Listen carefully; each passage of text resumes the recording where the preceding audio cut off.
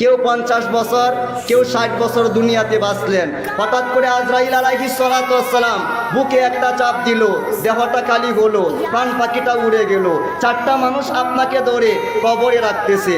ওই কবরে রাখার সময় দুনিয়ার কোনো চেয়ারম্যান, মেম্বার, এমপি, মন্ত্রী, প্রাইম মিনিস্টার, দুনিয়ার কোনো টিচার, ডাক্তার, দুনিয়ার কোনো ইঞ্জিনিয়ারের নাম নেওয়া হয় না।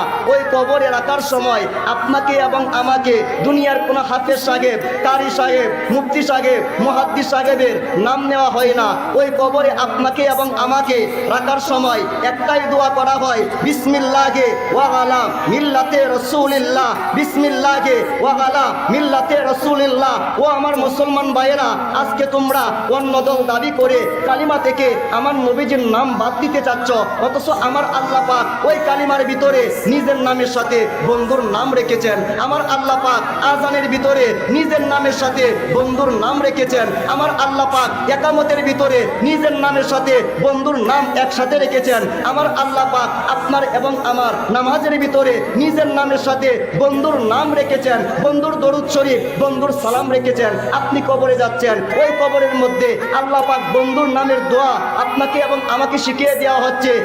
ওই কবরে 3টা প্রশ্ন করা হয়, পারলে জান্নাতের সার্টিফিকেট, না পারলে জাহান্নামের আগুনের ব্যবস্থা করা হয়। নাম্বার 1 প্রশ্ন মা রব্বুকা, প্রভু সম্পর্কে। নাম্বার 2 প্রশ্ন মা দীনুকা, ধর্ম সম্পর্কে। প্রশ্ন কিন্তু শেষ হয় নাই, ফাইনাল প্রশ্ন করা হবে মা কুনতা তাকুলু ফি হাক্কি হাযার রাজুলু। ফাইনাল প্রশ্ন করা হবে মদিনার কামলেওয়ালা নবীজি সম্পর্কে। আপনি বলতেছেন নবীজিকে বাদ দিয়ে দিবেন, অথচ আল কুরআনুল কারীমের সূরাতুল আরাফের 157 নং আয়াতে আমার আল্লাহ পাক বলেন, আল্লাযীনা ইয়াত্তাবিউনা রাসূলান নাবিয়্যাল উম্মিয়াল্লাযী ইয়াজিদুনাহু মাকতুবান ইনদাহুম ফিত তাওরাতে ওয়াল ইনজিলে। আল্লাহ পাক কত সুন্দর করে বলে, শোনো, আমি আল্লাহ পাক 104টা কিতাব নাজিল করেছি। ওই 104টা কিতাবের ভিতরে তাওরাত উল্টায়া দেখো মুহাম্মাদুর রাসূলুল্লাহর নাম রয়েছে, ইনজিল উল্টায়া দেখো মুহাম্মাদুর রাসূলুল্লাহর নাম রয়েছে, জাবুর কিতাব উল্টায়া দেখো মুহাম্মাদুর রাসূলুল্লাহর নাম রয়েছে।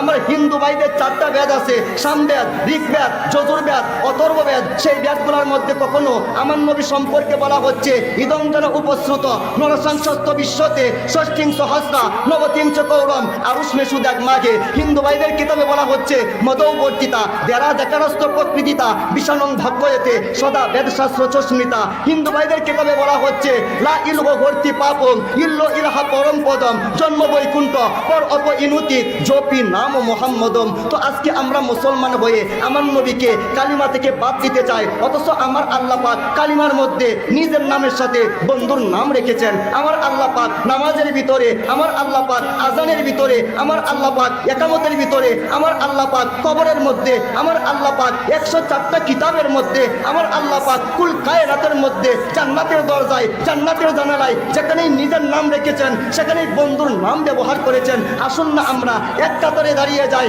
যেখানে আল্লাহর নামের আলোচনা হবে সেখানে আমার নবীজির আলোচনার দরকার আছে না নাই? আরেকটা আওয়াজ খুলে বলেন, দরকার আছে না নাই? নারে তাকবীর।